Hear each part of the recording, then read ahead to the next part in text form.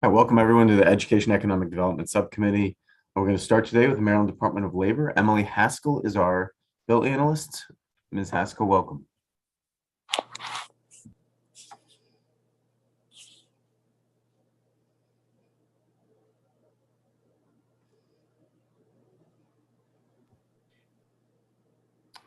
Let's see, do we have Emily with us? I'm here. Hey, great to see you. Hi. We are ready to go when you are. Oh, sorry about that. It's okay. Share my screen.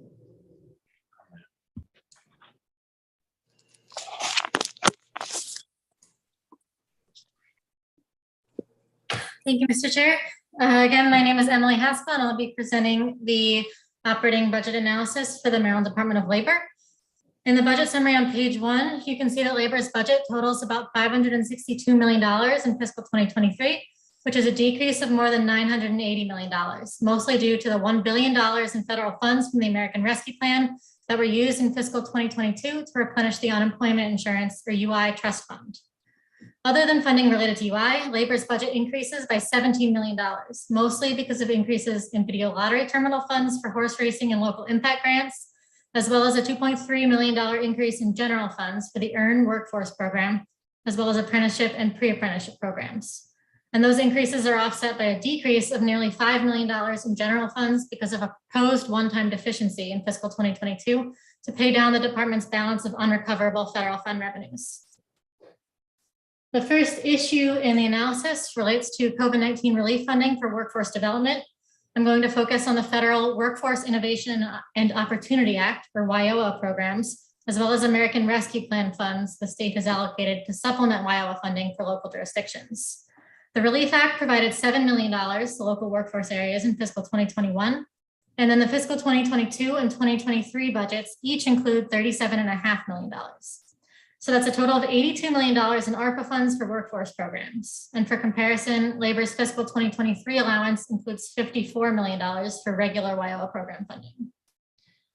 There are 3 main WIOA programs for different populations: adult, youth, and dislocated worker. 86% of the funds for these programs are distributed directly to Maryland's 13 local workforce areas, while 14% is retained by Labor for statewide activities, including program administration and oversight, as well as for pilot programs. Exhibit 4 shows how locals spend their portion of the funds, with nearly half spent on staff costs and 18% funding training activities. Exhibit 5 shows some data on the major performance measures for the WIOA program. And along the top, you can see the statewide performance on these measures. Local workforce areas are aiming to meet locally adjusted standards for each. And for reference, those standards are included in the appendices of the analysis. For each subprogram, the performance indicators include employment rates after the second and fourth quarters following the program, median earnings, and percent of participants obtaining a credential or skill gains. Maryland meets the statewide standard overall for each of the measures, although local workforce areas are not consistently meeting the locally adjusted standards, especially on credential attainment, as you can see in the exhibit. Exhibit 6 shows how many of the standards each local area is meeting or failing. Labor provides technical assistance to local areas that are failing or close to failing a performance measure and takes further corrective actions if a measure is failed for 3 consecutive years. Exhibit 7 shows the first couple rounds of American Rescue Plan funds, with the regular fiscal 2022 funding shown for comparison. The $37.5 million in fiscal 2022 more than doubled the amount available to local areas, as unlike the regular funding, no funds were retained for statewide activities. Each local area submitted plans to the department detailing how they would use the Relief Act funds and the first round of $37.5 million. There are fewer restrictions on how ARPA funds can be used compared to the regular WIOA program funding. In addition to training, job search assistance, and supportive services, many local areas use Relief Act funds for one-time investments, such as mobile career centers. For the first tranche of $37.5 million, many of the plans submitted didn't have a lot of detail, often copying language from the state fiscal recovery fund guidance, noting that funding would support training and services for workers in industries impacted by the pandemic. A few local areas provided more specific program plans, including Baltimore City's plans to fund seats in certain training programs and apprenticeships. And Montgomery County planned to fund out-of-school youth programming, as well as a reentry program, training and programs that fall outside regular WIOA eligibility, and business incentives for hiring. Carroll County plans to use funding to address the digital divide and provide rapid training for in-demand occupations such as welding, among other uses. As I mentioned, Labor did not retain any of the funds from the $37.5 million as a set aside for administration and oversight, and the department has been unable to monitor the use of these funds beyond a limited review of the initial plans. While the flexibility for using the ARPA funds is certainly an opportunity, it also makes oversight particularly important. So DLS recommends adding language to restrict 10% of the fiscal 2023 funding to be retained by the department to provide oversight and performance evaluation.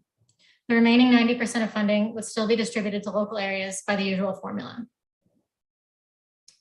The second issue relates to the unemployment insurance program. As you're all aware, the COVID-19 pandemic led to historic UI claims volume, as well as several new federal programs that expanded eligibility, extended the duration of benefits, and provided supplemental weekly benefits.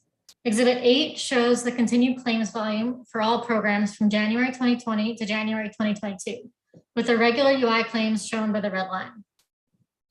You can see regular claims have returned to a level consistent with before the pandemic, and the federal programs terminated this past September. However, you can see in Exhibit 9 that despite the claims volume going back down, the department is still struggling to get back to meeting the established timeliness standard of paying 87% of all initial claims within 3 weeks, achieving just 28% in December. DLS has asked the department to comment on the current status of pending claims and when they expect to once again start meeting that standard for timeliness now that the volume is down. This next exhibit, Exhibit 10, shows details on several contracts the department has entered into to manage the increased claims during the pandemic, which total about $330 million. Most of the costs for these contracts are not accurately reflected in the budget. For example, for the contract with Accenture, the fiscal 2022 appropriation currently has less than $8 million allocated for the contract, but the department has already expended more than 10 times that as of last month. Costs for fiscal 2023 are also likely to far exceed what's budgeted in the allowance. At the beginning of the presentation, I mentioned the $1 billion from the American Rescue Plan for replenishing the UI Trust Fund in fiscal 2022. Due to the high claims, the trust fund was depleted during the pandemic, and the department borrowed almost $70 million from the federal government to pay claims. Those funds were paid back interest-free last fall. Of the $1 billion committed to replenish the fund, only $830 million was ultimately needed to get the trust fund back to its pre-pandemic level of $1.25 billion. The remaining $170 million is expected to be canceled in the closeout process and made available for other uses. Finally, this page shows the recommended language restricting funds for oversight of the American Rescue Plan workforce development funding. And that concludes my presentation. I'd be happy to answer any questions. All right, thank you, Ms. Haskell. Any questions for our analyst?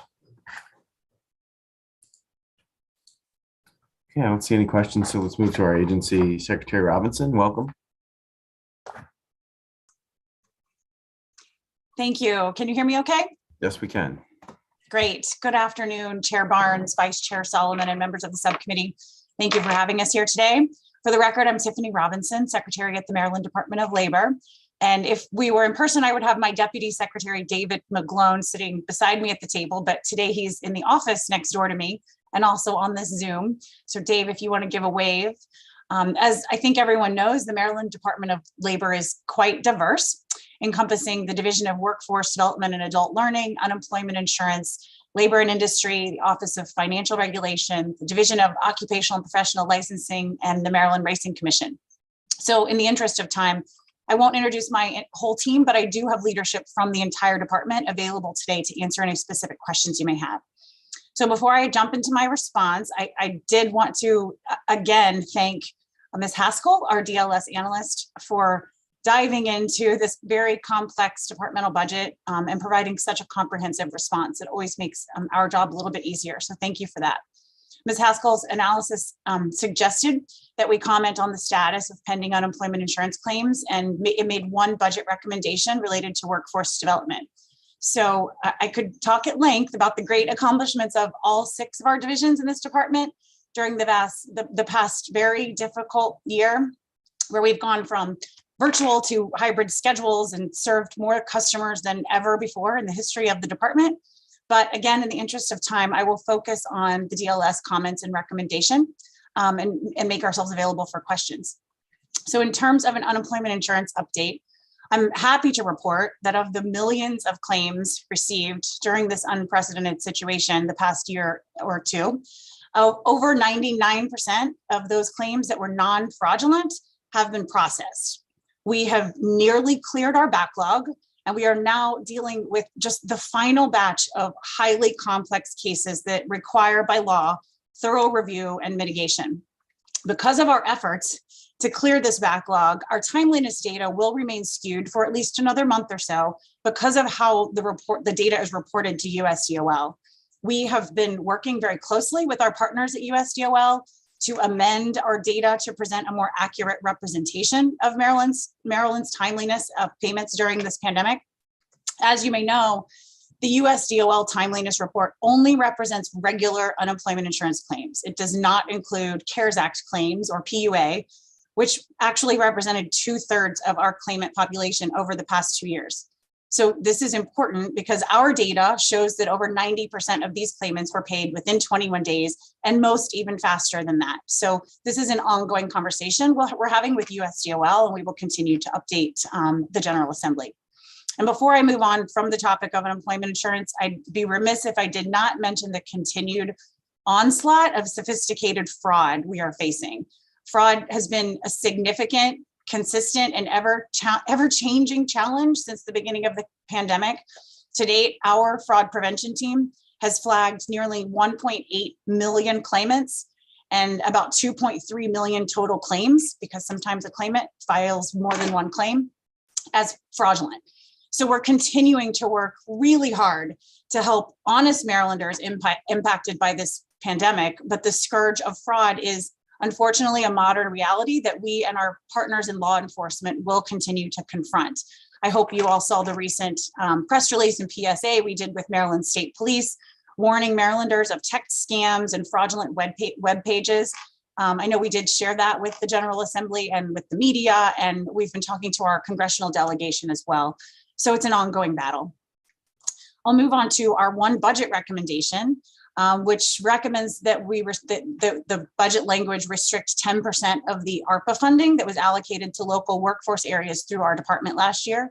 And I'm happy to say that we 100% concur and support this recommendation. The current structure is not typical of current grant funding administered by our department. So by adding this language, it will ensure proper and appropriate oversight of the federal dollars. And I can report to you that we've actually already been working informally with the local workforce areas, but without that set aside of administrative money to cover those costs of producing data and reports to DLS or the federal government, it gets a little bit difficult. So we're happy about this recommendation and we support it completely. So with that, I will stop and we are available to take any questions you may have. All right, thank you, Madam Secretary. Are there questions for the agency? Delegate Forbes. Thanks, Madam Secretary. My question is on unemployment insurance, and the Exhibit 9 is still so upsetting to me that we're back to pre-pandemic levels, and your rate of paying people within 21 days is still so low. And I understand there was a backlog. I actually had a constituent who received a letter in February. He applied for unemployment in November of 2020, and his claim took that long to process. And in February of 2022, he got a letter saying he was available for, or he could have benefits from November of 2020 to November of 2021. So, and his was a complicated case. I have another constituent, and we haven't received information from your office on our outstanding claims in nearly 2 weeks. But we have a constituent who, when she went to apply for unemployment, and we've been working with her for nearly a year, when she went to apply for unemployment, there was an account already opened for her. So she had been a victim of fraud. And so it took us many months working with you to get her to be allowed to apply for herself. But she is so skittish of the system, she would like to have an appointment in person. And when my aide was looking, it's a year out. you're scheduling a year out. We couldn't find an appointment for her before next year. So if you could speak to that, when that might loosen up in-person appointments, and if I could get some aid from my constituent, I'd really appreciate it. Sure. Thank you, Delegate Forbes. So some of the anecdotal stories about specific claimants are difficult for me to answer, as you might imagine, because every single claimant has a very difficult situation. And I can tell you that, we were talking through with my unemployment insurance team, some examples of some very specific claims they have dealt with this week, having received the information from members of the General Assembly. And oftentimes, once we dig in, the story is a little bit different. And there are sometimes out of state wages that come into play, or there were payments for a long period of time. And then there's a new claim that hasn't been paid for reasons that could be different for every single claimant. So I'm more than happy to dive into any of those specific issues you have with those claimants, and I'm happy to do so. As for the in-person appointments, we actually have created a national model that some other states, including New Jersey, are trying to copy at this point with our virtual kiosk in-person appointments at not only our headquarters in Baltimore, but across 4 of the American job centers across the state. So if your comment was that your constituent was not able to get an appointment in our Baltimore City headquarters conference room kiosk facility, we can certainly look into that. I'm not aware that the appointments are scheduling that far out, but I do know there's appointments across the state at every single American job center. And those are oftentimes walk-in, because there are, some of them are taking appointments, but there are staff in those centers that are trained, and there is a hotline connected with our unemployment insurance team. So we were so happy last summer and fall when those centers opened back up, because those workforce development staff are trained, and they know how to connect a constituent and a claimant with our UI team or our vendors that are manning those virtual appointments. So one way or another, we will work with you, and I'm happy to do that after this meeting to make sure your constituent can get an appointment if she would like to speak to someone directly. Thank you. And the people that were caught in fraud, that weren't fraudulent, are my constituents that have had the hardest time getting their benefits paid. And it was actually my aide who was trying to find an appointment for her. Okay. And so I trust that she said, I stopped looking when I got a year out, and there still wasn't available appointments. So I will circle back with your office, and thank you for that offer. I really appreciate it. Absolutely. I can tell you that the fraud issue has been the most difficult and disconcerting for our agency staff as well. And situations like you just explained make it more difficult when a fraudster has used a legitimate Social Security number of a legitimate claimant who now needs benefits, because then we have to go not only through our own agency, but we have to go to Social Security Administration. And there are a lot of clearances that we need to pull that Social Security number back, confirm with multiple agencies that a fraudster used that, and now we need to use it for a legitimate claim. It's a difficult process, and we're working with our LexisNexis fraud vendor, Social Security Administration, and our partners at USDOL to try to streamline that process. Thank you. I appreciate that. Solomon? Thank you, Mr. Chair. Madam Secretary, it's good to see you again. Thanks for being here. I had just a couple of questions. I guess one of the things I was a little confused on, and maybe you can just help clear this up, is on the contracts for the unemployment insurance staffing services on the Accenture contract. So I know, the BPW request was to sort of, break it up into two chunks. But I guess it looks like we're kind of butting up against, so the first chunk was 98 million, and it looks like we've spent about 87 million already. But I guess if the volume's gone down, is that a contract? Just are they manning essentially the call centers until we get a new system up and running? And should we expect to see that contract scale back because our volume has returned to pre-pandemic levels? Thank you, Vice Chair Solomon. I would say yes, essentially to all of the above, and let me explain. We will need to scale back that contract into the future, primarily because the similar amount of funding was not allocated into fiscal year 2023. And most importantly, the USDOL funding model for the administration of unemployment insurance across the states has not changed in decades. We have talked to our federal delegation about that and to partners at USDOL. We hope that changes will be made in the coming year based on what happened in the pandemic and the desperate need for states to, need to scale up or down quickly in times of a crisis and use vendors like Accenture. However, I will tell you that while our claim volume is going down, and while we are knocking out our backlog, again, I keep coming back to fraud. Fraud is something that is absolutely not going away, and we're having to work really hard to stay in front of it, because it's ever changing. So yes, Accenture agents are helping us not only to man the call center that will eventually transition under an RFP that is currently out, and will change to a vendor long-term that will handle our kind of phone and system across the department into the future. But they are, more importantly, right now, also helping us man our fraud hotline. And that is where we still see extremely high call volume. And it might surprise you, because it surprised me, that to look at the data this past week or two that shows that a large number of callers coming into that fraud hotline are actually fraudsters. We have discovered fraudsters that are actually filing appeals and taking that next step in our system. We never actually anticipated, I don't think any state or the federal government did, that fraudsters would push this that far, but we have fraudsters calling your offices and trying to get you to push claims through. We have them calling our fraud hotline over and over and over again. They are sometimes the repeat callers. So we're grateful to our partners like Accenture that have helped us manage this, every curveball that's been thrown at us over the past couple of years. They are still working with us, kind of partnering internally in our division to run our call center and man our fraud hotline.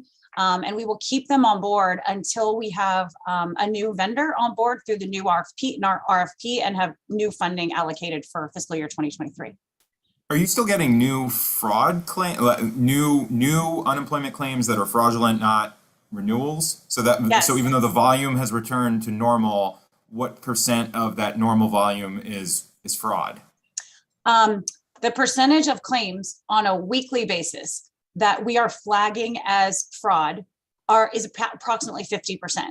So I will have to follow up with the exact numbers, but every single week we report the new claims that come in, and we report to USDOL a total number of, on average, the past few weeks, it's been a total number of 4,000, 5,000, 6,000 claims that are coming in, and about half of those are being flagged as fraudulent, and about the remaining half, 2,000 to 3,000, are legitimate claims that we are processing. Then I guess numbers are, overall unemployment numbers are fairly lower, claim numbers are fairly lower. It's overall just including the fraud numbers we're back. So that's actually a good story to tell. And then I guess the only other question that I had, switching gears a little bit, I think some of us were pretty disappointed that after the package of bills that passed last session, DOL is still not acknowledging, posting a lot of the data, posting things on the website, providing timely answers. Do you have an update or a response? And I know, I think maybe we'll follow up with a specific list, but I know it's been something, a pretty consistent source of frustration when we can expect DOL to meet the mandates as required in the bills that were passed at the end of the 2021 session. Absolutely. I'm glad you asked that question. We've been working really closely with some of the sponsors of those bills, and particularly the Unemployment Insurance Oversight Committee chairs, Senator Klaus Meyer and Delegate Carey.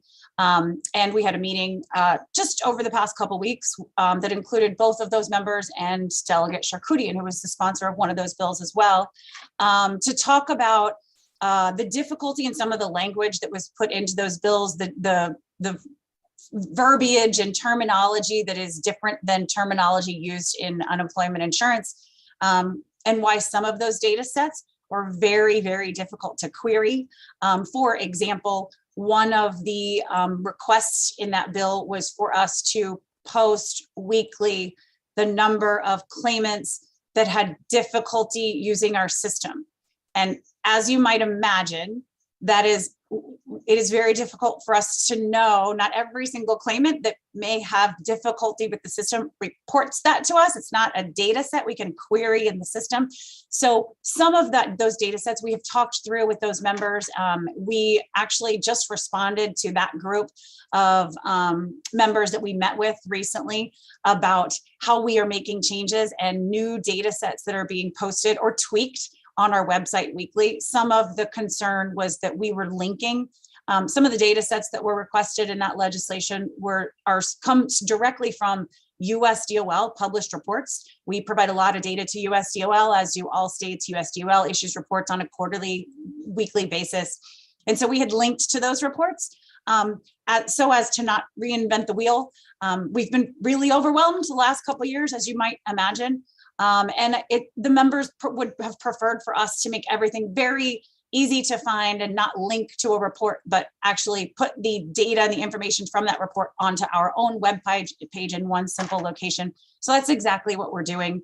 And we'll have all of that complete probably today, if not by the end of the week. And we promise to provide those members back with, the pathway and to show exactly where everyone can find that information. Thank you. Thank you, Mr. Chair. Thank you, Mr. Vice Chair. Delegate Smith. Thank you, Mr. Chair. And thank you, Secretary Robinson, for being with us today. I know it's always busy at the Department of Labor. So I just wanted to go back to one of the data points you referenced. You said roughly or approximately 50% on a weekly basis of unemployment claims are being flagged as fraudulent. I wanted to know, do you track how many claims are falsely flagged fraudulent, like are found out later to be legitimate? Are you also keeping track of that?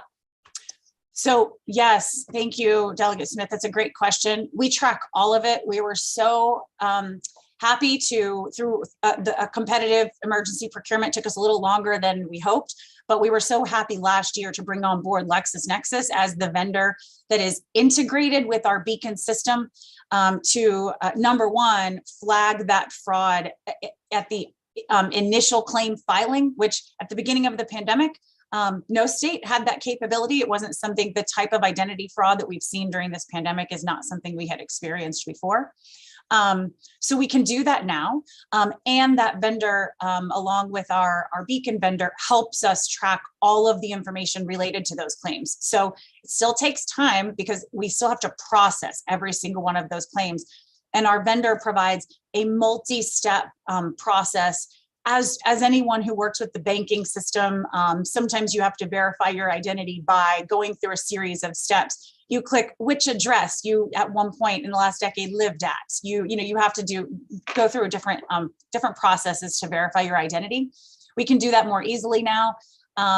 When we cannot verify a claimant's identity, USDOL mid-pandemic issued new guidance and requires us to send that claimant a notice, giving them in writing and giving them another opportunity to prove their identity to us. That process takes some time. So we can flag a claim as fraudulent at the initial filing, and then the full process takes 30 to 60 days. But absolutely, we keep track of all of that information. And like I said earlier, it is unfortunate that a very high number of those claims that get flagged as fraud, the vast majority, end up actually being fraudulent. Thank you for that. I would just be curious to see, I don't know, on a quarterly basis, kind of, the look back, because I know in real time, it's hard to figure that out, to your point, because of all of the steps involved. But thank you for your answer and I appreciate your time. Absolutely. Thank you. All right, thank you, Madam Secretary. Any other questions for our Secretary or Department of Labor? Seeing none, we do have a number of witnesses for MDL. We'll remind witnesses that we have a 2-minute time limit here. We'll start with Mike Hopkins from the Racing Commission. Mike, are you with us? All right, move to Antonio Salazar. No, Delegate, I am here. I'm not signed up as a witness. I'm just the Executive Director of the Racing Commission, just here for support. All right. Thank you, sir. Thank you. Antonio Salazar, Office of the Commissioner of Financial Regulation. Mr. Chair, same as Mike Hopkins, I'm here to support the department as head of a unit. You guys are doing great and sticking with your 2-minute time limit. Thank you. Michael Giamacamo. Are you here just to be here for moral support as well? Yes, I am. All right. I think we have Askme here, however, and I do know they will want to testify. Sean, are you with us? Yes, I am. Do I get the guys' minutes that didn't do anything? I wish. We'll give you 3. How's that? Oh, that's great. That's great. Right. I'm here Welcome. to represent Askme Local3641. I'm not here as an employee. I'm here to represent the members who work at Askme. I also work at Askme. I'm a job specialist there. And we have worked, we always work hard, but we've been working very hard since this pandemic started. Those members who are in the DOL UI, the inspectors and job service continue to work very hard. A few things that I would want to start off with. I'll start off with UI. I would say that our members' biggest problem, their biggest frustration, is with the beacon system. It has been cumbersome. They've had to do workarounds around the workarounds around the workarounds. That is their biggest frustration day to day, is working with the beacon system. It's like giving a ditch digger a broken shovel. They have many, many problems with it. I'll go next to the motion inspectors, and at the Maryland Occupational Safety and Health Commission, they have had many, many problems retaining employees, and it's been for about the past 5 years. Low and uncompetitive salaries play a large role in this. The work the members do there, perform, and in other programs are highly specialized, and they can often make more money in the private sector than they do with the state sector. And or if they go to the federal sector, they're going to make much more money. As a result, there is a high turnover rate there, and much of their time is spent training new employees who come in and then eventually leave to go somewhere else. So there's constant turnover, and there's a constant large amount of time spending new employees, training new employees there. That department has many programs. It's not that they can train somebody in 2 or 3 days. The amount of time that it takes to train somebody in all those programs is rather cumbersome also. These are the folks who protect us from workplace safety issues. These folks are very important to Marylanders, and we want you to know that right now they're not making a lot of money, and if this continues, Marylanders are going to suffer. The next thing we wanted to talk to you about is, and I'll relate this to the Maryland inspectors, is telework. We are asking the Department of Labor to expand telework. At this time, I believe that DOL is lacking in their expansion of telework. One thing that they could do to help retain employees is to expand this telework. For example, a motion inspector goes out and does an inspection. He drives his own car to this inspection many, many times because of lack of available vehicles. He goes to this inspection, and when he could just stop at his house and file this report from home on a computer and do it safely and securely and all that, he oftentimes has to drive all the way back to one of the most sites that he reports to. And that's just one example of of a problem that our employees are facing. When you have to do things like that, and it's cumbersome and it's aggravating, employees start looking for other places to work. So I thank you for your time, and I appreciate it. Okay, thank you, sir. Thank you for being with us today. Any questions for Askme or for Sean? Seeing none, I think that completes Maryland Department of Labor. Madam Secretary, thank you again for being with us. Great to see you. We will move on in our agenda to UMBC. Sarah Baker is our analyst. Ms. Baker.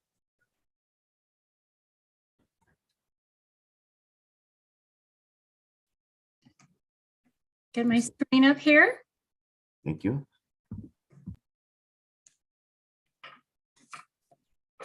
Okay, so I'm going to start with Exhibit 1, which shows the first-time applications. And this provides an early indications if students will come back to campus. And since the start of the pandemic, the number of applications has decreased by 6.4%. During this time, UMBC increased its acceptance rate from 60 to 81%. And this is a trend that can be seen across the country as colleges expected a decline in the number of students who enroll. In fall 21, despite a decline in applications, the number of students who enrolled increased over 22%. Exhibit 2 shows the trend in fall enrollment, which declined for a third year. In fall 21, enrollment declined 0.8%. And after 2 years of decline, the number of first-time students increased 22% to over 2,000 students. And this is UMBC's largest ever incoming class. However, as experienced by other institutions, 458 students did not return, which subsequently is substantially larger than in previous years. In addition, since 2016, the number of transfer students has fallen by almost 18%. We asked the president to comment on the factors leading to a large decline in continuing students, efforts being taken to reach out to those students to encourage them to return, and also discuss efforts to increase the number of transfer students. Turning to Exhibit 3 and retention rates, it appears the pandemic impacted the 21 cohort with the second year rate declining by 4% to 83%, while the third year rate remained steady, increasing to 72% with the 20 cohort. Exhibit 4 shows the 6-year graduation rates, and overall, the recent rates for students has remained stable at 73%, although there was a slight widening of the achievement gap with the 2016 cohort.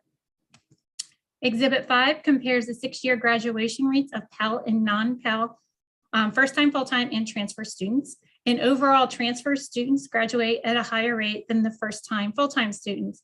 Also of note, on average, is about a 2 percentage point difference in the graduation rates of Pell and non-Pell students. Turning to affordability. Exhibit 6 compares the cost of attendance to the average net price, and overall the average net price is about almost 42% lower than the published price. Exhibit 7 shows spending on institutional aid. In 2018, spending on aid increased by $6 million, with need-based aid accounting for half of the growth. Since then, total expenditures have increased by over 7% to $30.2 million, which is driven by increases in scholarships.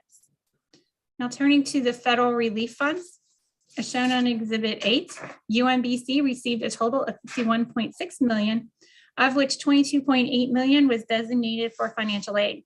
A majority of these funds, $27 million, are to be expended this fiscal year. Exhibit 9 shows how these funds not designated for financial aid are used. And as you can see, a majority of the funds, about $26 million, are being used to cover losses in auxiliary. Exhibit 10 shows budget changes by program area. 21 and 22, overall expenditures increased $52.1 million. Most of the spending increases are related to atypical spending patterns in 21 related to the pandemic. In 22, it is assumed expenses will be more in line with the pre-pandemic levels. In addition to cover the budget shortfalls in 21, UMBC instituted a hiring freeze and a temporary salary reduction plan, and 22 reflects a return to more normal salary levels. Of the $10.4 million increase in instruction, 5.7 is related to the partial restoration of the 21 BPW reduction, which stipulated the funds be used to hire and retain faculty and to expand activities in healthcare, public health, and health service programs. In terms of revenues, actions taken to reduce E&G expenditures resulted in a surplus of $25.3 million in 21, and this was used to in 21, which was used to partially cover a $28 million deficit in auxiliary related to limiting the number of students on campus. He also used federal funds to in fund balance to cover the remaining shortfall. In 22, auxiliary revenues increased by $53.8 million, reflecting a return to pre-pandemic level. So overall, UMBC is planning to transfer $72 $17.2 million to the fund balance in 22. Exhibit 11 shows the proposed budget. And I want to note the budget does include a proposed deficiency of $500,000 to establish the Maryland Institute for Innovative Computing and to expand the Maryland Technology Internship Program.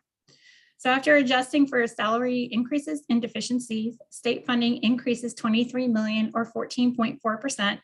General funds increased $24.7 million, which is slightly offset by $1.7 million decline in HEF. So increases in state funding include $10.5 million related to general salary increases, $6.1 million to restore the remaining portion of the 21 BPW reduction.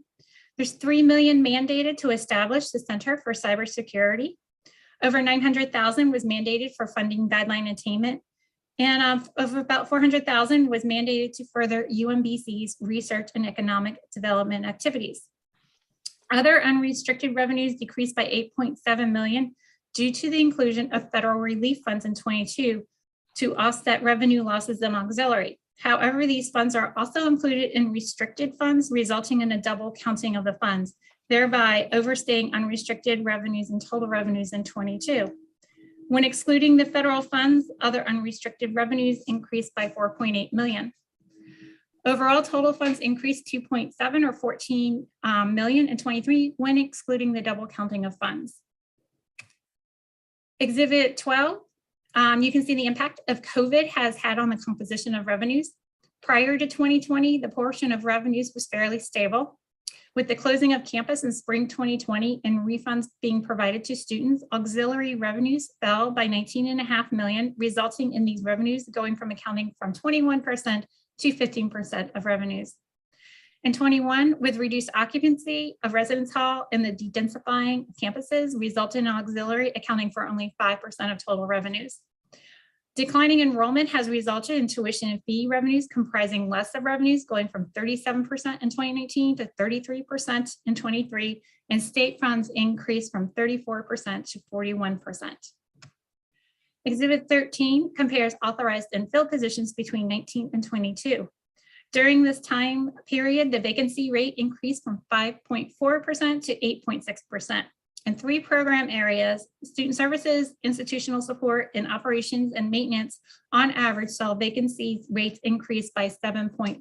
And note that auxiliary increased from 9 to over 16%, which reflects reductions in student services in 20 and 21, and the current challenges to filling positions.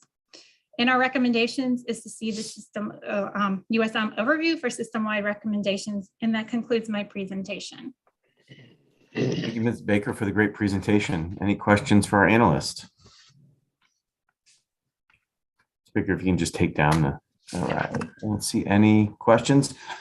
Well, subcommittee, we are joined today by a legend who is joining us for the last time as president. We'll hope to see you in other capacities because we know your work is not done in this state, and we will miss you as president, but we know we're going to count on you to keep your work. So, Mr. President, welcome. It's great to see you. Congratulations on a well-earned retirement. Thank you, Mr. Chair, Delegate Bunce. I appreciate it. I'm honored to be here. Let me start by thanking Ms. Baker all these years for being fair. She's always fair. Whether we like to hear it or not, it's fair, right? And we can answer the questions that she has. And secondly, let me introduce Kathy Detloff, who is here somewhere, is our Vice President for Finance and Administration. She's replacing Lynn Schaefer. And I know that Kathy is here. Lynn Schaefer has been with us for 10 to 12 years.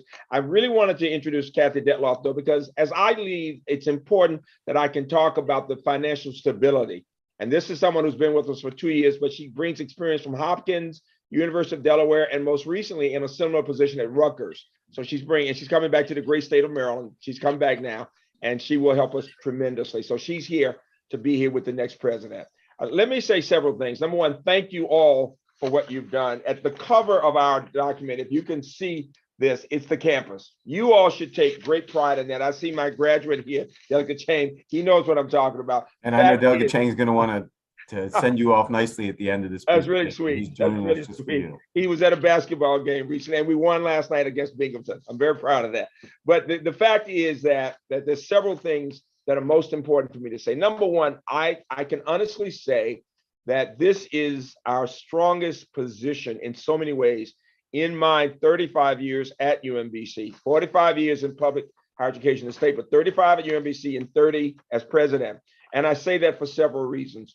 Most important, and Ms. Baker said it, we have a 20% increase in freshmen and a 40% increase in grad students. People want to be at UMBC. She mentioned the fact that we gave back some money. Most universities did not give back money for services. We did. We did what we thought was right. It was painful. It was millions of dollars. But I know that we got so many calls, and I got letters from families saying, thank you. My child left the residence halls. You didn't charge us for that. You didn't charge us for parking. You didn't charge us for athletics. Then I know the universities have did it because we need the money, but we just thought it was the right thing to do, and we did. So we're coming out of that, but people know we care deeply. The most important point I can make, though, about the continuing students, 2 or 3 things. Number one, we actually graduated more students than we expected. So, I mean, you think about it, if those students hadn't graduated, they'd be in those continuing students. Secondly, we got a finish line program for students who are up to, they only need somewhere but under 30 credits. And then we get them back in, give them financial aid. And there are millions of Marylanders who started college and never graduated. And so can't get that extra job and that extra bonus, whatever. And so we've brought back, and we've got the first couple of hundred back. We've got a lot more we're going to go, but we get them in and they graduate quickly. So those are others in that category. And then third, we had smaller cohorts of freshmen. There were some years when the state didn't have money to give us. We are half STEM. Of all the things, when the next president comes, we are half STEM. STEM is more important. Computer science, biochemistry, biochemical engineering, they cost more. So when we had less money from the state, we brought in smaller freshman classes. Now they're going through that pipeline. We've gotten more money in more recent times as the state has done better, and you see the enrollment going up. People want to be at UMBC. And then the final reason is I want to give you a statement that I want you to think about. For 35 years, I've been saying to the state, UMBC does not have a business program. Every other university in our state and in the country has a business program. Business is the most popular major in America. Twice as many people with business than anything else. So when students don't like the computer science or the biochemistry and they want to go to something and we don't have the business, they will leave. You know, we believe we deserve that program. Business and undergraduate electrical engineering. It's been for a long time. I haven't complained recently, but I can't leave without saying, if you all believe in us, and I know you do, you've been supporting us, help us get business and electrical engineering. And that's my story, and I'm sticking to it. And then for the transfer students, big challenge, we're working with community colleges. Their enrollments are down. You all know that. We got to support those families more to help them with that. We do have special programs going like Montgomery County and University of Shady Grove for more pipeline. We're doing that.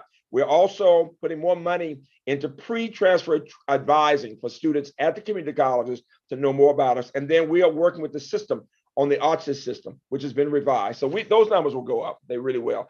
Those are answering the 2 questions, but I wanted to spend just 2 minutes.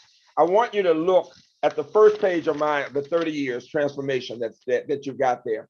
And there's just a couple of points. So over this 30 years, the enrollment has gone up about 30%. It could have been double, but we can't do it because all these students want computer science and engineering and all of that, and they're more expensive. And it's really hard to educate them if they don't have the background. So we're working to bring more in, but here's the deal. The enrollment increased by 30%, but the degrees doubled in that part. So everybody talks about how many students you have, but the question is, do they graduate? We've gone from a 35% graduation rate to 70%.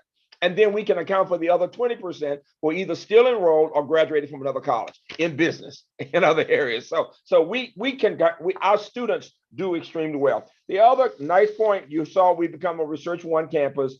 Big deal because the Research Ones are usually public, are twice our size in enrollment. So, I mean, we've got a very productive faculty, not just in sciences, though. We've been there in science, but in social science and humanities. You all gave us that arts and humanities building. It made a big difference. So we've got that coveted status now, and that's wonderful, while still caring about the students. And if I had to give you one example of excellence with students, we won the mock trial this year against Yale.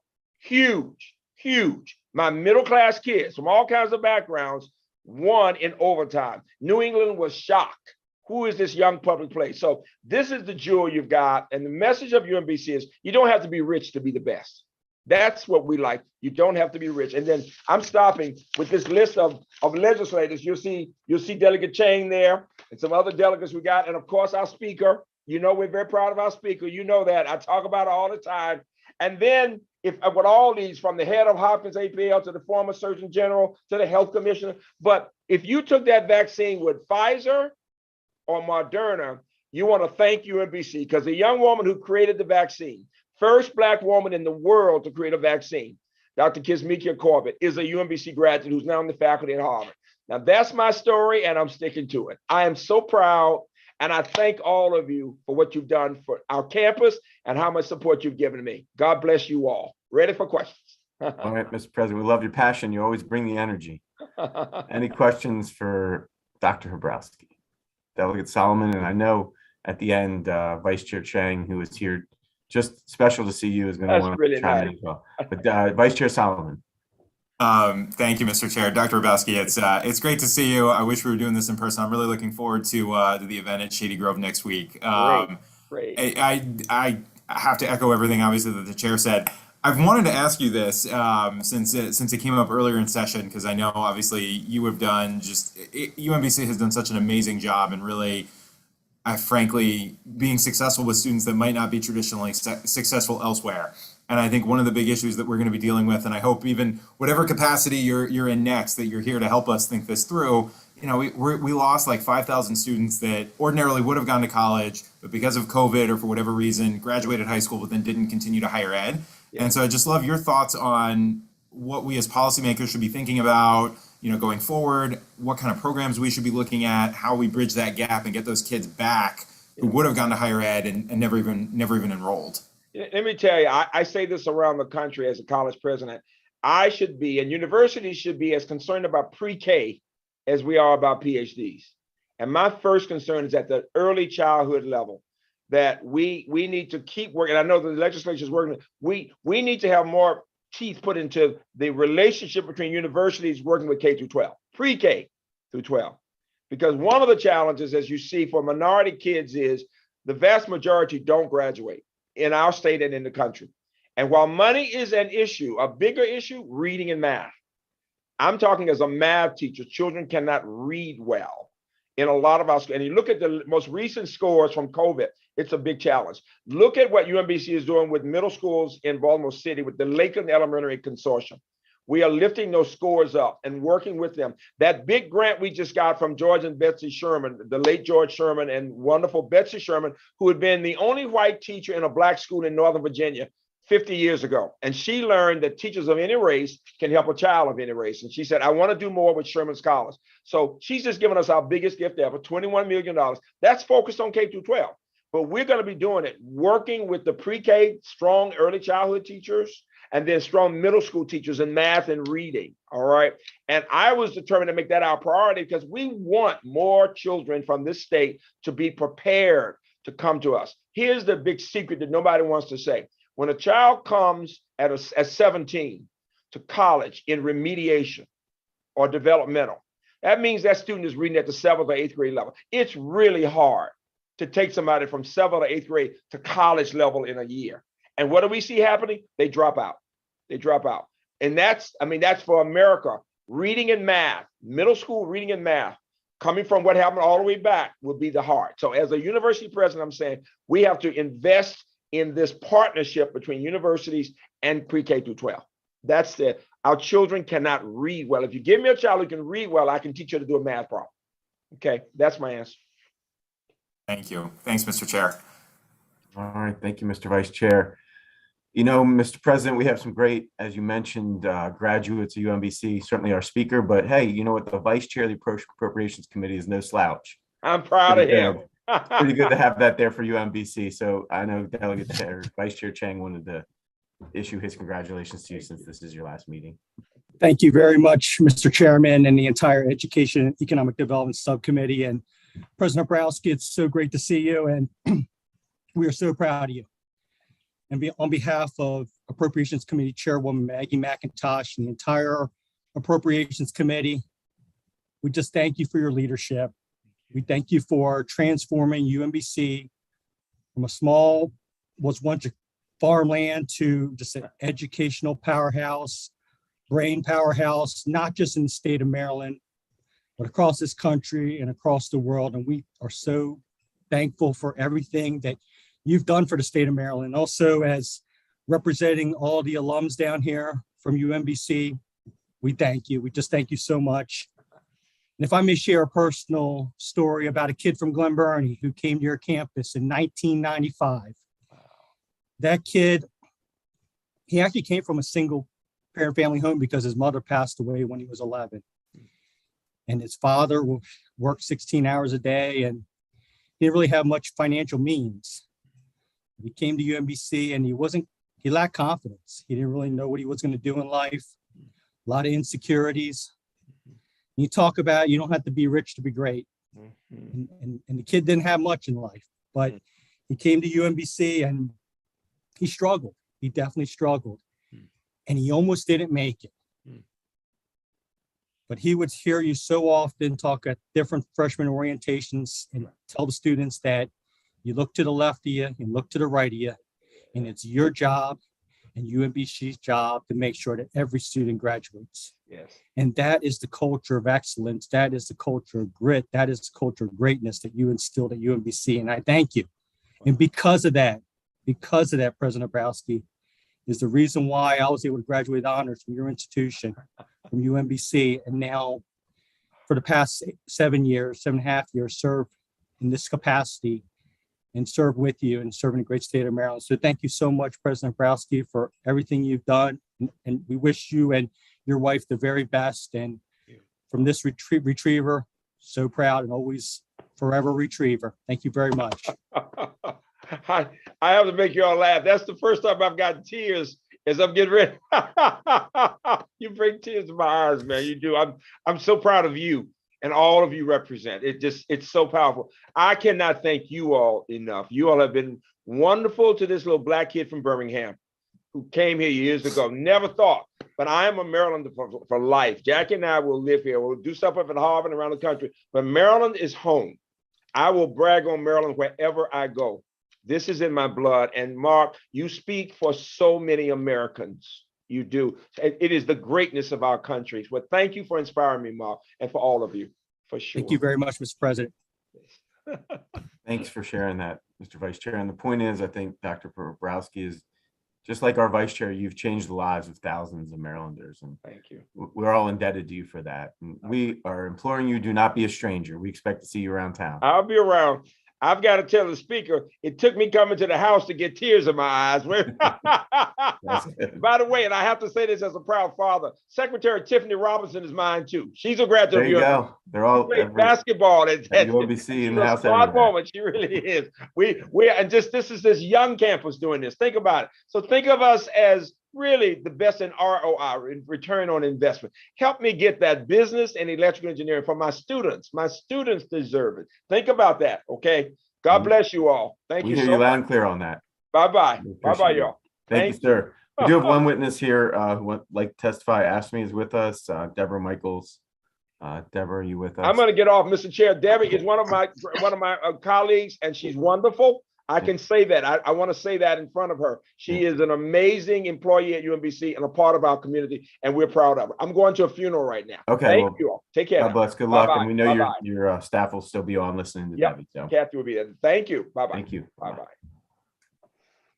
Thank you. Thank you, Chair Barnes, Vice Chair Solomon, committee members. Yes, we are definitely going to miss Dr. Obrowski. His voice just booms, when he's in the house, and he's always talking to the students. It's amazing. He's an amazing man, and that has made UMBC a wonderful university. My name's Debbie Michaels. I have worked at UMBC as support for 14 years. I'm here today supporting Dr. Obrowski and the faculty and staff at UMBC. Though I love working at UMBC, I have struggled financially the entire time that I've worked there. Even after a promotion to a higher grade position, over a decade of service, I'm still $5,000 short of the bottom of the mid-range annual salary. My children and I have been forced to move solely because I could no longer afford the rent and the utilities cost of our modest housing due to inflation. I am right now terrified that my landlord is going to raise my rent or that my utilities are going to increase. I'm getting older and moving is not easy. 30% of my years at UMBC have garnered no change in my salary, even though my responsibilities, knowledge, and skills unique to UMBC have increased considerably. To add insult to injury, a new hire will start at close to my current salary, if not higher, because the market value of my skills and experience is much higher than my current rate. In the maintenance positions at UMBC, we've got so many vacancies, as was pointed out in the report, in the analysis report, because the starting salary is really so low. When we do manage to find a qualified applicant willing to accept a low starting salary, the employee that comes in at the same rate as the current crew, which is basically a slap in the face to the seasoned and loyal workers. We often have to initiate an equity adjustment review for those employees, which basically resets them at the new starting salary. Therefore, in essence, they're making the entry-level salary after working there for years. No gain for their increased knowledge and skills. This is wage compression. Had we received COLAs and merit increases, it would have been reflected in our salaries, and new hires would not be starting at the same or higher rate than the more experienced staff. Additionally, what goes into our pockets, especially at the lower salary ranges, goes right back into the economy. So we are requesting that this budget and all USM school budgets include incremental increases every year in the form of COLAs and merit adjustments in exchange for the value that the universities receive in the form of our increased knowledge and skills. Thank you, committee members. Thank you, Chair, Vice Chair, and I'm happy to take any questions if anybody's interested. Thank you, and thanks for your advocacy. We appreciate you being here today. Are there questions for Ms. Michaels or Askme? All right, seeing none, thanks again. We will move forward in our agenda to UMGC. Ian Fine is our analyst. Yes, I am. Just bear with me for one moment, please. All right, we should see the screen now. Is that correct? Excellent. I'm going to go ahead and start with Exhibit 1 on page 4, which shows total undergraduate enrollment and category changes from fall 2016 to 2021. Total undergraduate enrollment decreased by 1,980 students, or 4.2% from fall 2020 to 2021. As is illustrated in the exhibit, all categories experienced declines, with continuing students experiencing the largest decline, falling by 1,757 students. UMGC attributed the decline to students returning to in-person instruction, as well as a technical problem with the U.S. Army's registration portal that prevented soldiers from registering for courses for almost an entire year. This problem has since been remediated. Total undergraduate enrollment in fall 2021 reached 45,100 students. Exhibit 2 on page 5 looks at UMGC's FTEs enrollment relative to the University System of Maryland as a whole. As shown in Exhibit 2, FTEs enrollment at UMGC has represented a growing share of total USM FTEs enrollment. From 2016 through 2021, UMGC represented the largest share of FTEs enrollment for USM, with College Park representing the second largest portion. Moving to student performance, Exhibit 3 on page 6 provides the second and third year retention rates. From 2010 to 2015, the second year retention rate remained fairly level between 68 and 71%. However, from 2015 to 2019, that figure dropped by 10% to 61% in 2019. In 2020, that number rebounded, reaching 69%, which UMGC attributes to new intervention strategies that include the elimination of developmental education and strengthening math courses with adaptive learning resources, as well as the development of the Professional and Career Exploration, or PACE, First Term Experience course.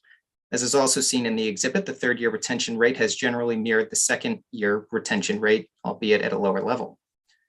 Exhibit 4 on page 7 provides the 4- and 6-year graduation rates for first-time full-time students. As shown in the exhibit, the 6-year graduation rate has steadily increased, reaching 32% for the 2015 cohort.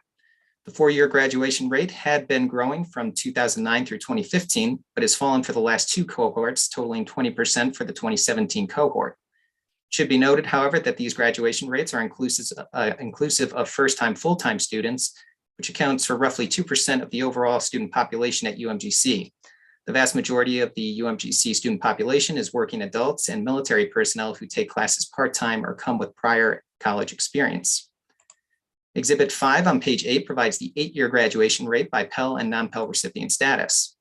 Non-Pell eligible students graduate at higher rates than Pell eligible students in all identified categories, while Pell eligible first-time transfer students graduate at higher rates than both first-time, full-time, and part-time transfer Pell eligible students. Exhibit 6 on page 9 shows the amount of total institutional aid awarded and total dollar amount of awards provided by category. The amount of institutional aid awarded has increased from $6.8 million in fiscal 2016 to $10.3 million in fiscal 2021. Merit scholarships totaled $11.1 million in fiscal 2021. UMGC attributes the large percentage of the aid going to merit rather than need-based aid to the Maryland Completion Scholarship, which allowed Maryland Community College graduates to transfer to UMGC to complete a bachelor's degree for under an additional $12,000 in total costs. The program is not need-based aid and accounts for the large amount of institutional aid going toward merit scholarships.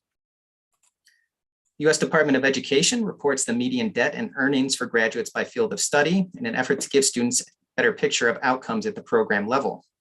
Exhibit 7 on page 10 illustrates that the median debt of students range from just under $13,500 for nursing majors to over $29,000 for public administration majors. As is also shown in the exhibit, nursing majors attained the highest median earnings, which totaled over $75,500. Moving to the budget, Exhibit 8 on page 11 provides an overall summary of the Federal Higher Education Emergency Relief Funds, or HERF, spending by category, of which UMGC received $52.8 million. And of this funding, a minimum of $27.5 million was required to be spent on financial aid. As is shown in the exhibit, UMGC plans to expend the remaining HERF by the conclusion of fiscal 2022. Exhibit 9 on page 12 provides a breakdown of the spending by HERF category. In total, as previously mentioned, UMGC plans to spend $27.5 million on student aid, $21.7 million on revenue recovery, $2.7 million on academic and technological expenses, as well as $900,000 on testing, PPE, and other COVID-related expenditures. The president should comment on how the institution is planning to return to an operational structure in fiscal 2023 without the assistance of federal emergency relief funding should pandemic-related expenditures or impacts continue into the 2022-2023 academic year. Exhibit 10 on page 13 provides the budget changes for unrestricted funds by program from fiscal 21 to 2022. The largest dollar change was in public service, which grows by $9.9 million. The increase reflects spending associated with the UMGC Inn and Conference Center in fiscal 2022, which was offset in fiscal 2021 due to receiving CARES Act funding. Operation and maintenance of plant grows by $9.3 million due to the shuttering of buildings in fiscal 2021 compared to a full fiscal 2022 expense budget assumption.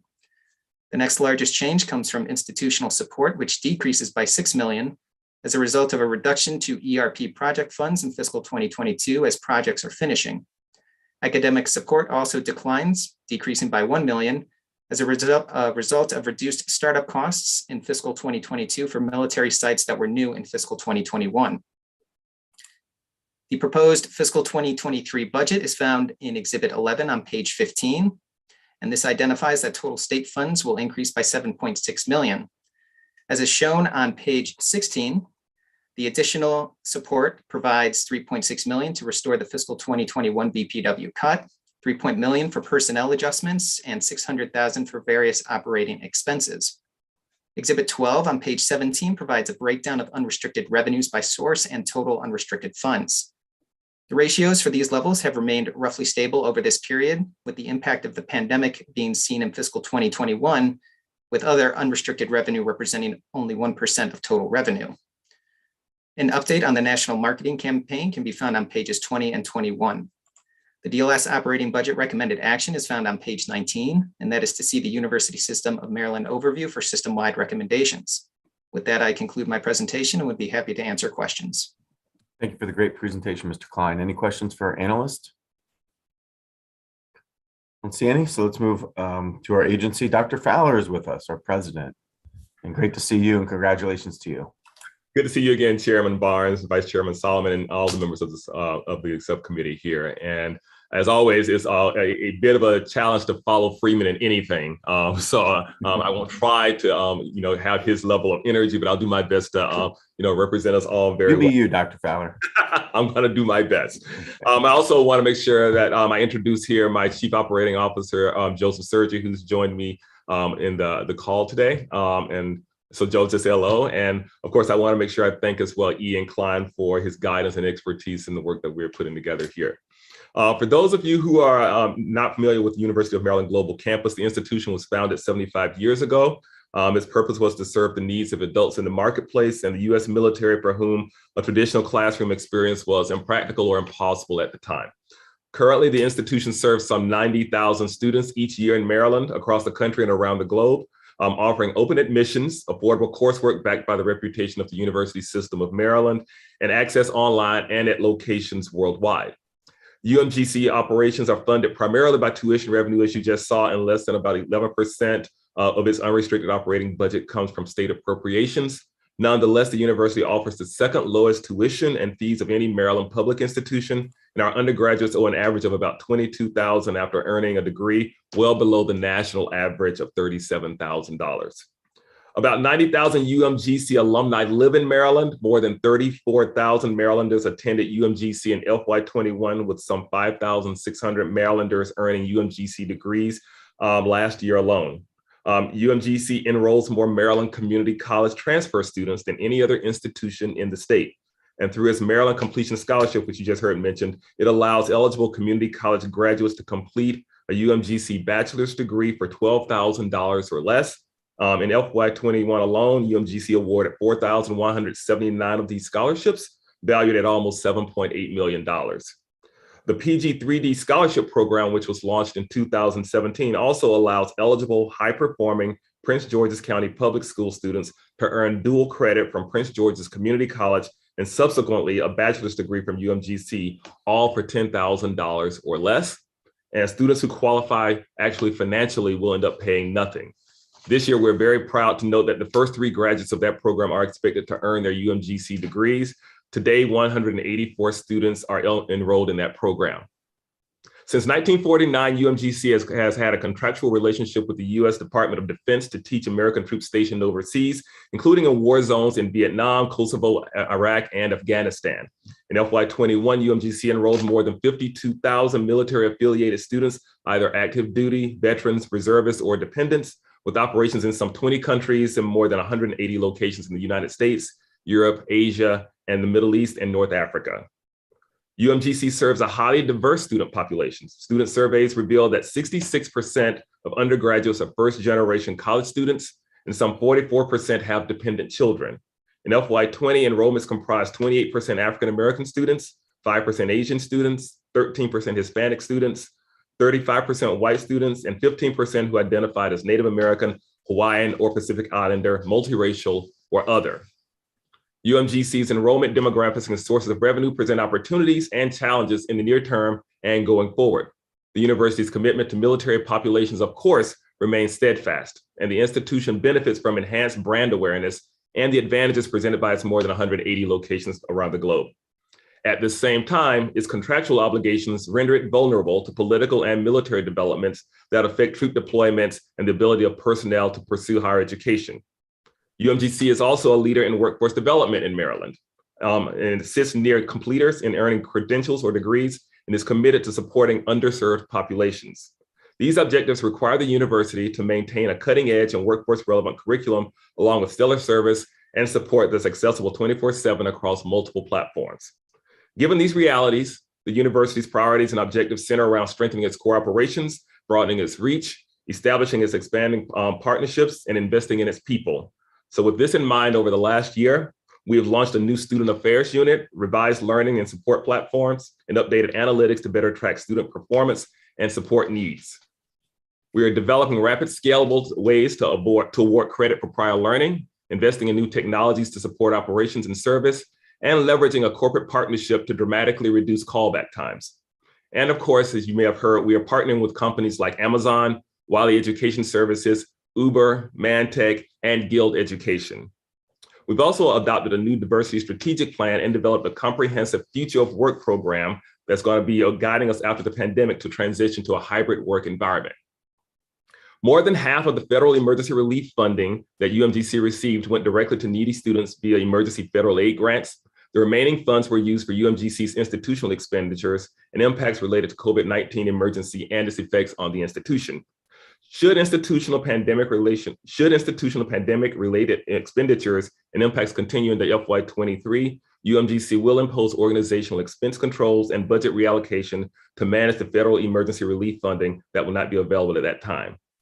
UMGC has established, more importantly, an emergency relief fund for needy students funded exclusively by charitable donations. Students in need of emergency aid can apply for a student aid fund for emergency relief, also known as a SAFER grant, here at UMGC, and we intend to have that program continue well into the future. So as we continue to fulfill our mission, we ask that you continue your support for both our operating and facility needs, which center around the digital infrastructure more so than a brick and mortar institution. We ask that you support our ongoing efforts to build robust partnerships with state and corporate entities that will allow us to serve students who left college without earning a degree as they return and complete their studies with us. We are particularly proud of our partnership with Amazon, which positions UMGC as the sole career choice institution in Maryland, offering tuition to more than 15,000 in-state employees. We ask that you support our ongoing efforts to partner with more state entities and businesses to rapidly develop the right learning experiences for various workforce sectors. And as we also seek your understanding of UMGC's unique role within the USM and the state of Maryland, and support requests for additional flexibility that will allow the university to continue to evolve and to grow over time. Thank you again for the opportunity and for the support you have provided the University System of Maryland. It's a pleasure to be here, and now I am pleased to answer any questions that you might have. All right, thank you, Dr. Fowler. Thanks for the responses and the update. Any questions for our president? I don't see any. All right, so you did great, sir. Thanks for being with us. We'll see you around town. We'll see you soon. Thank you. We have one last agency, MHEC. Sarah Baker is our analyst. Okay, let me just bring up my screen really quick. Here we go.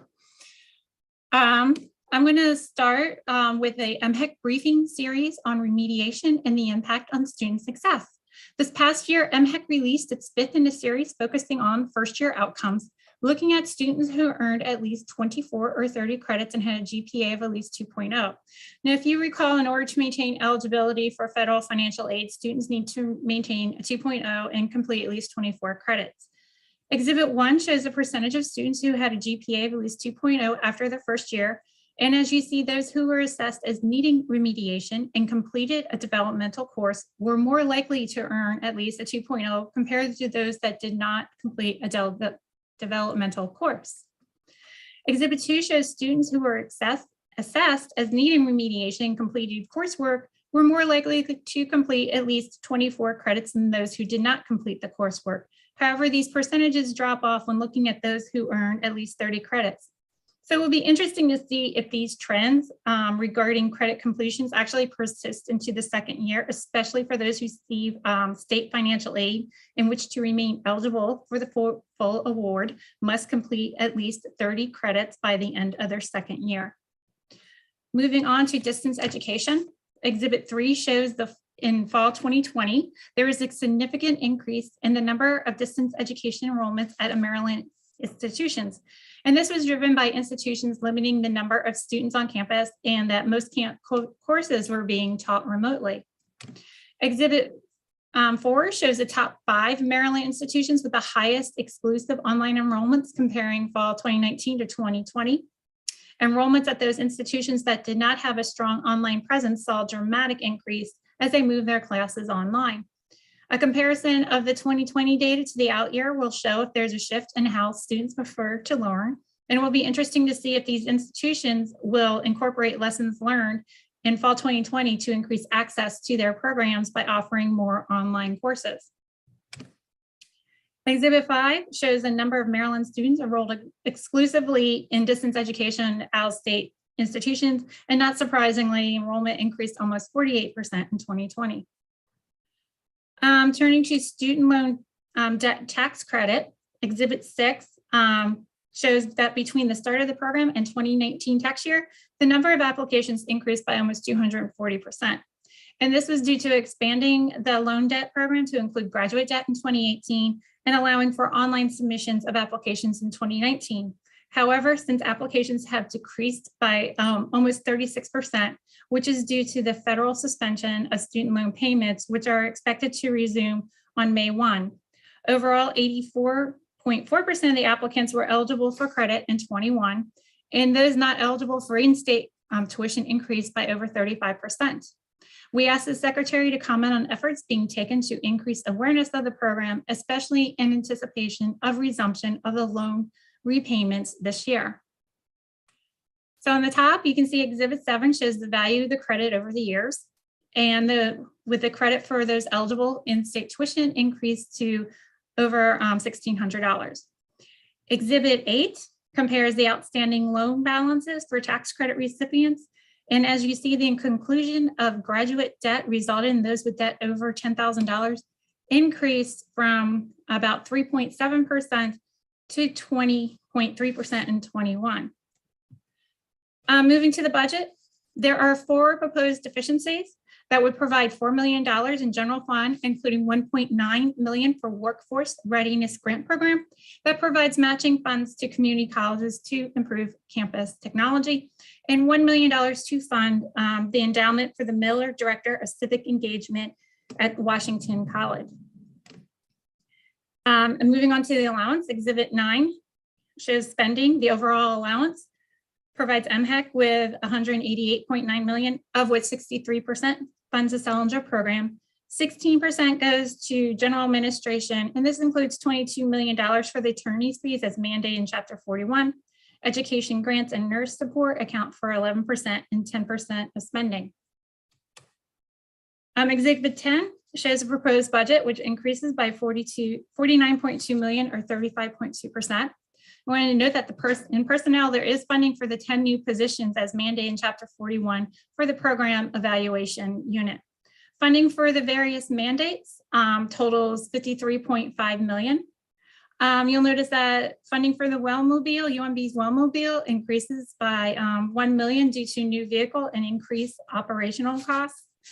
And there's some decreases, $2 million related to one-time costs in 22 and the $4 million in proposed deficiencies. Moving on to Exhibit 11, the Salinger formula. As you know, the funding is allocated based on FTS enrollment at the eligible independent institutions. And why overall enrollment has gone is mainly attributed to increases in graduate students. Between fall 2015 and 21, undergraduate student enrollment at the independent institutions fell by 9% to or over 2,300 students. And the largest decline of over 1,000 students occurred between 2019 and 2020. In addition to the declining enrollment, this has led to a 15.7% decline in the number of undergraduate degree awards. Additionally, in terms of helping the state meet its 55% completion goal, the independent institutions only met or exceeded their target twice since 2011 and fell short by over 1,000 degrees in 20 and 21. Exhibit 12 shows the distribution funding by institutions. Salinger funding has increases 29.8% in 2023 to $118.6 million. Since 21, funding has more than doubled, and this is due to 2 factors. First, in 22, the formula was funded at the statutory 15.5%, which was up from 10.3% in the prior year. In 23, while still funded at 15.5%, funding per FTES at the selective public 4 years institution increased over 26% due to the annualization of the 22 general salary increases, the 23 general salary increases, and the restoration of USM's 21 BPW reductions.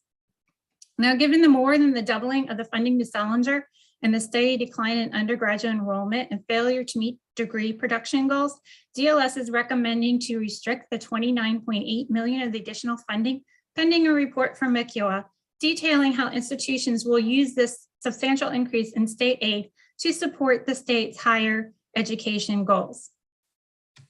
Moving on to educational grants on Exhibit 13.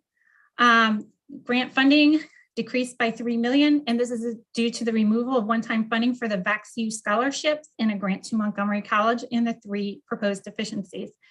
And these declines are partly offset by $1.5 million to fund mandated programs, including the Teacher Quality and Diversity Grant Program. Turning to personnel, I just want to note that there is a deficiency for 5 positions, and the allowance includes another 5, thereby providing the 10 positions as mandated in Chapter 41. Turning to the first issue of late JCR reports, as shown on Exhibit 4, over 10 reports were requested from MHEC, and none of them were submitted on time, and they were submitted late anywhere from 22 to 178 days. In addition, MHEC is required to submit a state plan for higher education by July 1 every 4 years.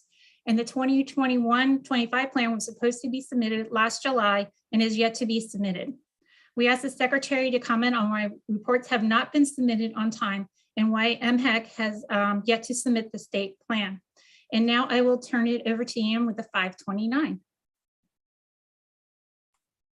All right, great. Just bear with me for one moment. Okay, so we're going to start with Exhibit 15 on page 24, which shows the total number of applications for fiscal years 2018 through 2022. The number of completed applications for fiscal 2022 increased by 4,349 or 14.3% over fiscal 2021. However, the number of eligible applications decreased by 2,536 or 9.5%. Ineligible applications increased tremendously, growing by 6,885 or 177.6%. The decrease in eligible applications and the increase in ineligible applications was primarily the result of 2 pieces of legislation. Chapter 538 of 2020, which limited a qualified beneficiary to 2 state matching contributions per year, and Chapter 436 of 2021, which made further alterations to the program as described on pages 24 and 25, both of which were created to ensure the original intent of the legislation was adhered to and to minimize program abuse. Despite these changes, individuals have identified new strategies to maximize receiving state matching contributions. The executive director should comment on new strategies developed, including the opening of custodial accounts to maximize state matching contributions and how these actions impact the state matching program. Turning to Exhibit 16 on page 26, while the funding needed to ensure that all eligible applicants received a state match has increased from fiscal 2018 through 2021, because of the legislative changes previously mentioned, a total of 11 million will be needed in fiscal 2022. This is a decline of 1.5 million when compared to fiscal 2021. A proposed fiscal 2022 deficiency appropriation of 912,000 is included in the budget to ensure all eligible applicants receive a state matching contribution. The program is then level funded at the fiscal 2022 level when including the deficiency appropriation for fiscal year 2023. Exhibit 17 on page 27 shows the state matching contributions provided by taxable income level from fiscal 2018 through 2022. Maryland 529 has advertising strategies designed to entice participation in the matching program with a focus on the lowest tax filing groups. As shown in the light blue bars, 46% of total eligible applications in fiscal 2022 came from these tax brackets: single filers with an income of under 50,000 and joint filers with an income of under 75,000. Joint filers with an income of under 75,000 decreased by 12% when in fiscal 2022 when compared to fiscal 2021. Maryland 529 attributes this decline to the impact of Chapter 538 and Chapter 436. Exhibit 18 on page 28 shows the county breakdown of applications received. As is shown in the exhibit, applications from Baltimore City continue to represent the plurality of applications at 9,597 or 28% of total applications in fiscal 2022. When combined with applications from Baltimore and Montgomery counties, which total just under 11,500, these 3 counties represented a third of total applications. or excuse me, these 3 jurisdictions encompass just under 2/3 of total applications received for fiscal 2022. The decline in applications from Baltimore City was again attributed to the impact of Chapter 538 of 2020 and Chapter 436 of 2021. All jurisdictions, with the exception of Baltimore City and Dorchester and Garrett counties, experienced increases in applications in fiscal 2022. With that, I will now pass it back to Sarah. And I will just turn to the recommendations. The first recommendations is to restrict fundings pending a report on the status of correction actions of the 5 repeat audit findings. These findings are related to financial aid and community colleges, but since these programs don't have administrative funds, to restrict the language is to restrict the funds is placed on MHEC's administrative budget. The next 2 are annual report, annual request for annual narratives regarding institutional aid and the progress to the 55% completion goal. And the last one, I talked about the Salinger formula, restricts the increase in the funds until a report is submitted. And that concludes my presentation, and we'll answer any questions. All right, thank you both for the thorough presentation. Any questions for our analysts? We have the agency secretaries with us. Good afternoon, Chairman Barnes and Vice Chairman Solomon. I appreciate the opportunity to be here today. And as you've heard from a couple very tremendous presidents, that the excitement in higher education is real, with everyone understanding it's the catalyst for change. It's the catalyst to support our economy. And there's a tremendous amount of support of success, access, and innovation, which is our 3 primary goals that we're continuing to follow. With me today, a few staff members. Aubrey Bascom is the Director of Budget and Administration. Assistant Secretary Jeff Newman, also in Finance Administration. Assistant Secretary Emily Dow, Dr. Emily Dow, is Assistant Secretary for Academic Affairs. Also, Sarah Fiddler is President of MICUA, and Aaron Layton, Executive Director of the Maryland 529. We've submitted answers to you in writing, and we're prepared to take questions.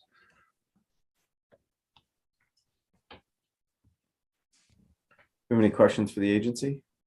Delegate Novotny? Thank you, Delegate Barnes. I appreciate it. Mr. Secretary, I was just wondering the suggested impact on withholding funds that DLS has suggested in the report. How do you think that will affect your universities going forward? And will it affect the universities themselves or just affect the students coming into the universities? Well, the restriction on the funds, if you're speaking to the 100,000, is more on the administrative end, which was tied to audit findings. And I'd like to have Aubrey Bascom respond to that. Good afternoon. For the record, Aubrey Bascom, Director of Finance and Administration. As the Secretary said, the 100,000 is related to our administrative budgets. It's not going to impact the institutions themselves, but it's going to impact us. Would like to note that we respectfully disagree with this recommendation to withhold 100,000 of the agency's administrative appropriation, as this may negatively impact our ability to fill critical vacancies and invest in the MDCAP system. In addition, we have made considerable progress addressing the audit findings. When you look at our core administrative budget, we're talking about really $500,000, because you have to extract the $22 million for legal fees, and then we are left with about $500 in core appropriation. So when you're talking about $100,000 being withheld, that's approximately 20%, hence our reason for disagreeing with this recommendation. Barnes, if you don't mind, a quick follow-up. Yes, sir. Okay. No, I appreciate that, and I understand it. My understanding is DLS is also recommending other funds not be distributed on time. I was just wondering if you could address that. Ms. Baker, maybe you could just go over that for 2 seconds, the amount of funds you're suggesting to be withheld because of the late reports and the like. If I may, Jeff Newman from the Maryland Higher Education Commission. I believe you're talking about the $29.8 million in Salinger money. We do have Sarah Fiddler, President. Ms. Fiddler's from MICUA delegate, is going to be with us. Yes. She's next to testify when the agency is finished. Yes. Outstanding. I can wait for her testimony. Great. She'll cover it, Okay. and if she doesn't, then you can follow up with her in about 5 minutes. Thank you. Thank you, Chair Barnes. Anything else here for MHEC? Delegate Solomon. Thank you, Mr. Chair. Mr. Secretary, it's good to see you again. I guess I know you have the written statement. I still sort of go back to is that I don't know that I've really gotten an answer to it. You know, we see there's sort of these late audit, you know, the late reports back, and I know again, I know Dr. Dow has been working on a lot of the stuff that we've been working on with transfer, and I know she's swamped. Again, I don't understand why there aren't any new pins that have been added to MHEC other than the things that were statutorily required under you know, under the HBCU agreement, and so I guess I'm still at sort of a loss, Right. you know, and the audit findings are a little slow coming, but there's still no request for new resources and new staff. Yeah, let me speak directly to that. That's a very good question, Delegate Solomon. Since 2019, well, I should say, this is the first time our research department has been full since 2019, which is there's a lot of the data that has to be collected, compiled, analyzed to put together for some of these reports. When I first got here, the vacancy rate was over 15%. So we've been able to significantly reduce the vacancy rate and continue to work on that. We've added 2 new pins at our request from OSFA for the financial student assistance that was added 2 years ago, but it still doesn't explain the lateness, and we're focused on that, and I could tell you that we're significantly improving. When we first started, Dr. Emily Dow was first started, our on-time completion of programs review was 13%. 13%. It's now over 95%. So if you think of it a little bit longitudinally, we're making it better than it was. Is it where it needs to be? No. Part of it's collecting the data. Part of it is actually sitting down with even your committee and looking at reasonable dates for things. If we have to wait to compile information from institutions and we send 5, 6, 7 messages to get the institutions to be on time instead of simply completing what we have and reporting them as not, you know, as being tardy. So we hold reports in order to get compliance from the institutions. So those are a lot of excuses, which isn't good. So we need to, again, look at this and see what we can do better to improve it. I appreciate that. And I guess the other question I have is, I know there's been some discussion about significant upgrades to the MD-CAP system.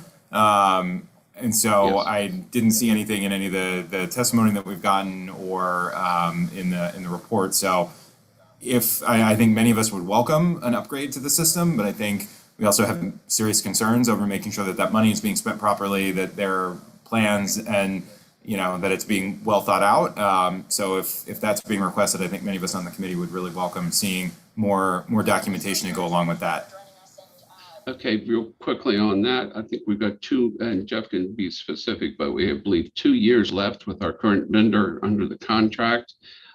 We have been able to do the upgrades as cash allows to go in. Is each scholarship program that gets added, we need to spend from $25,000 to $50,000 to improve the software. So 2 years from now, I mean, now's the time to start on the RFP, which we have internal discussions already started to look at this as a replacement system. And Jeff, do you want to add anything?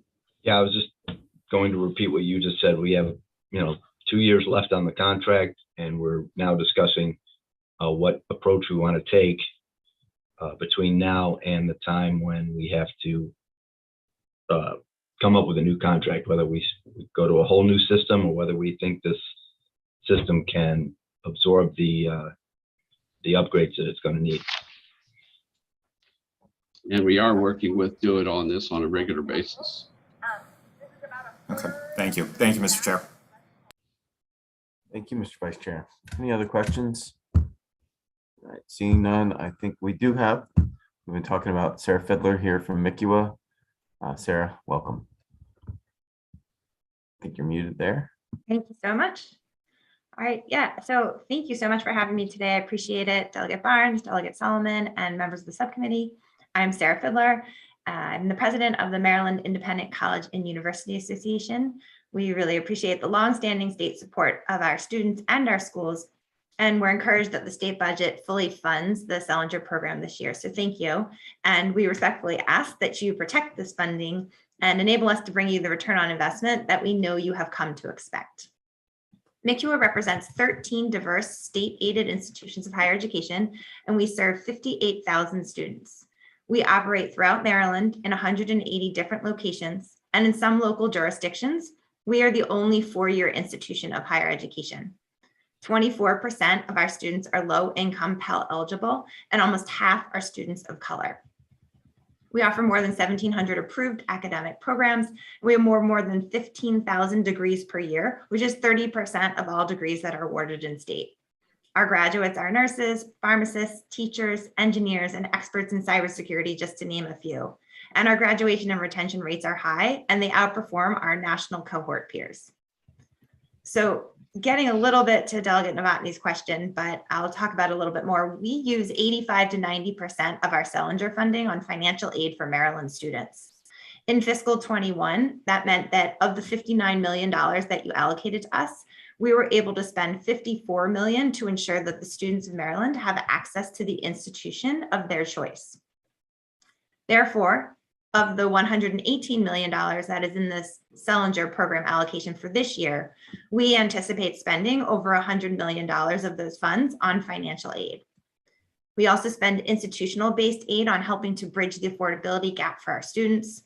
And in fiscal 2021, it's worth noting that we spent over $320 million for this purpose.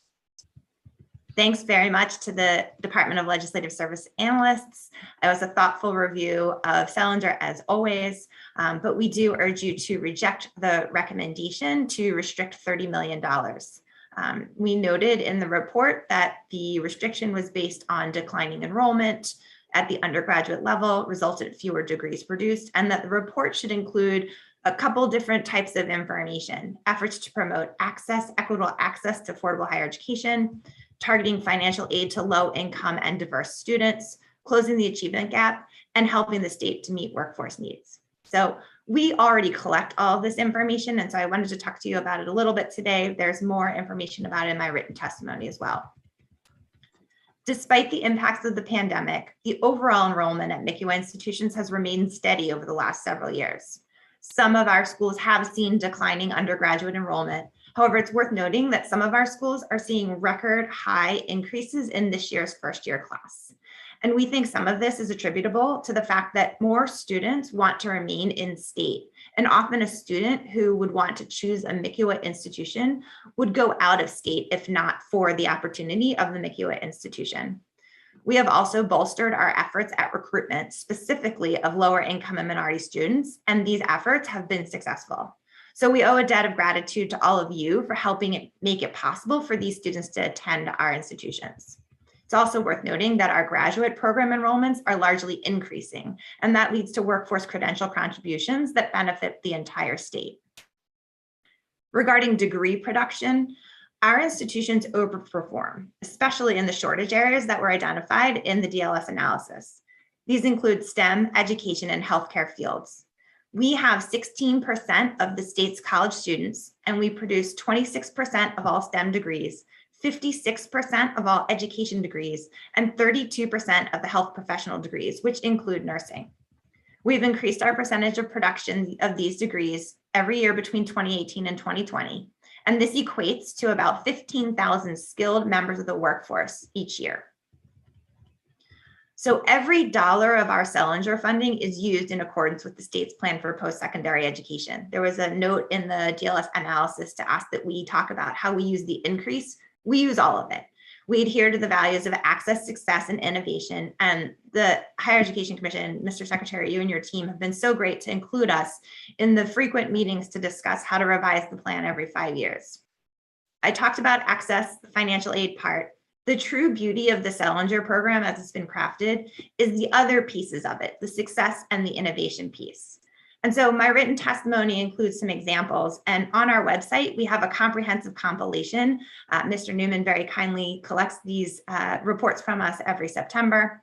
And so just to name a few for you here, We've created technological enhancements in the classroom, soft skills training, including interview preparation, career mentorship opportunities, internships, networking opportunities, facilitation of collaborations with local public high schools, creative business problem-solving partnerships, and summer transition programs.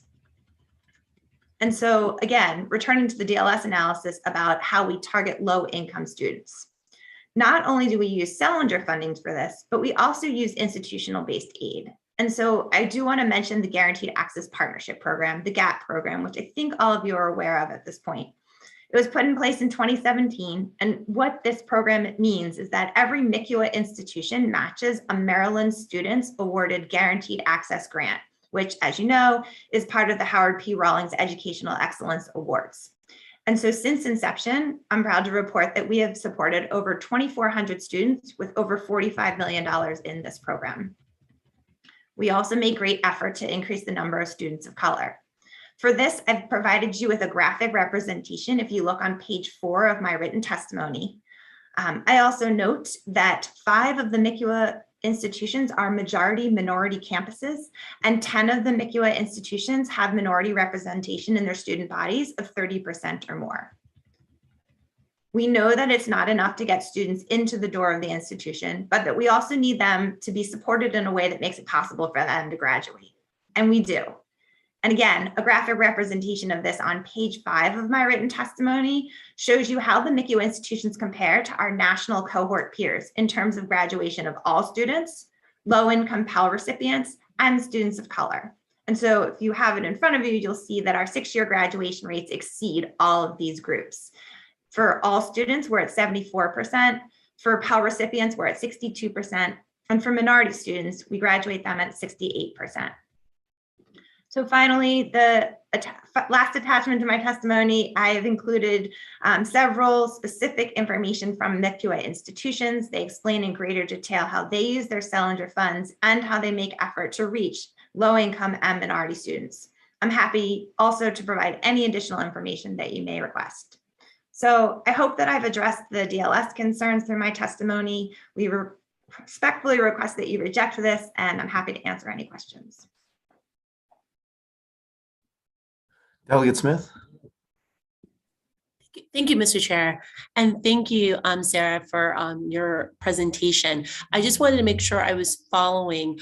Are you saying that you're not going to do the report, even though you said you have the data? I just want to make sure I'm following what you're saying. The report, all of the information that that DLS has asked us for in the report, we already have. We're happy to provide you all of that information. It's on our website. Like I said, it's in our testimony, in my testimony. But our request today is that you not restrict our funding until and unless we submit the report. Just to make sure I'm following. So you're declining to package the information in the way requested despite having the information. Am I missing something? We have the information. I'll package it however you'd like to see it, Delegate Smith. Okay, thank you. Delegate Novotny. Thank you, Chair Barnes. I appreciate it. Maybe I'll go into at the right appropriate time. So the question back to you, Sarah, would be the delayed funds that we are talking about here. How would that affect, the students coming in this next academic year? Right. Thank you for the question. Sorry, I should have included that in my testimony since I knew that was your question. So the situation is that, like I said, we use between 85 and 90% of our funding for financial aid. So the direct impact to students would be in the financial aid that's available for us to award for them to use.